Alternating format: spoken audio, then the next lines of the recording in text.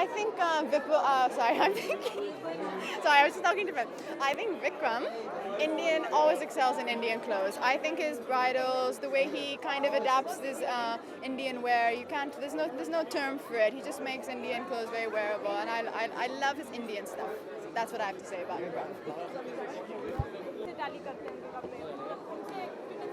नहीं, देखिए, हमारा उनसे जो ताल्लुकात होता है वो फिल्म के दौरान होता है, तो जिस तरह का किरदार होता है फिल्म में वैसा वो कपड़े बनाते हैं।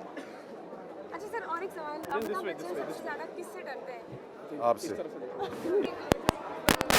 वो डिज़ाइन करते हैं, आप अपने पर्सनल बहुत सिंपल है, पर्सनल वार्डरोब में तो बहुत सिंपल है मेरे लिए डिज़ाइन करना, जीन्स शर्ट्स, और वो काफ़ी अच्छा कर लेते हैं। जो विक्रम फडनीस से कपड़े पहने थे वो मुझे अच्छे लगे।